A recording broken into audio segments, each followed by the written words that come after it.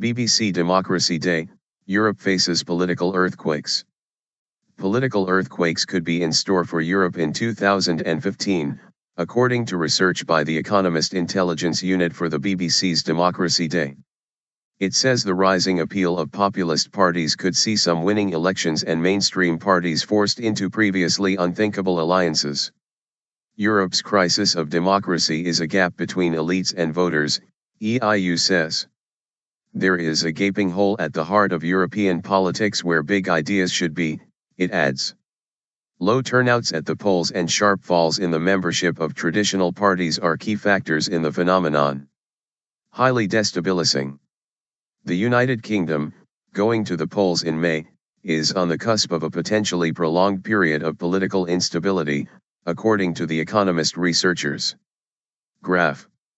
They say there is a much higher than usual chance that the election will produce an unstable government, predicting that the populist UK Independence Party, UKIP, will take votes from both the Conservatives and Labour. The fragmentation of voters' preferences combined with Britain's first-past-the-post electoral system will, the EIU says, make it increasingly difficult to form the kind of single-party governments with a parliamentary majority that have been the norm. But the most immediate political challenge, and test of how far the growing populism translates into success at the polls, is in Greece.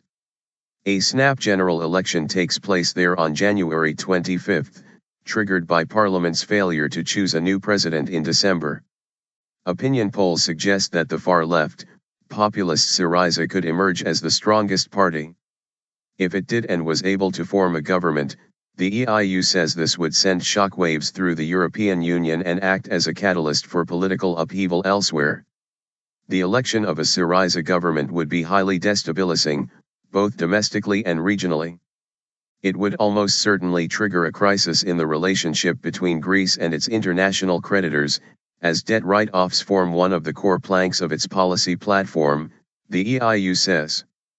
With similar anti-establishment parties gaining ground rapidly in a number of other countries scheduled to hold elections in 2015, the spillover effects from a further period of Greek turmoil could be significant. Immigration and austerity. Other examples of European elections with potential for unpredictable results cited by EIU include polls in Denmark, Finland, Spain, France, Sweden, Germany, and Ireland.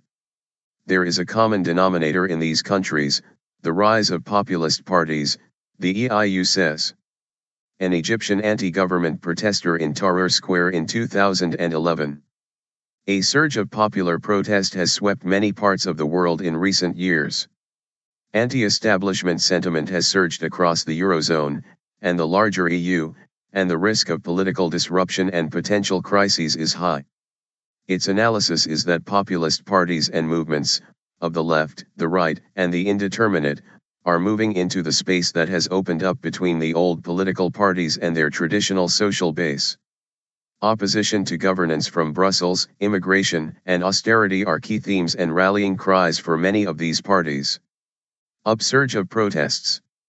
Meanwhile, alongside the rise to prominence of populist movements, there has been an upsurge of popular protest in many parts of the world in recent years.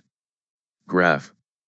The EIU estimates that significant protest movements surfaced in more than 90 countries during the past 5 years, in the main, it says, led by young, educated, middle-class individuals who resent their political leaders and who prefer Twitter and other social networks to the traditional political soapbox. An upsurge of popular protest has swept through Europe, the Middle East, North Africa, and Latin America in recent years. Other regions such as Asia and North America have been less susceptible, although have not escaped entirely, the EIU says. The mainsprings of the protests have been different. Some have been responses to economic distress, others are revolts against dictatorship, some are expressions of a popular desire to have their voices heard by political elites, others express the aspirations of new middle classes in fast-growing emerging markets.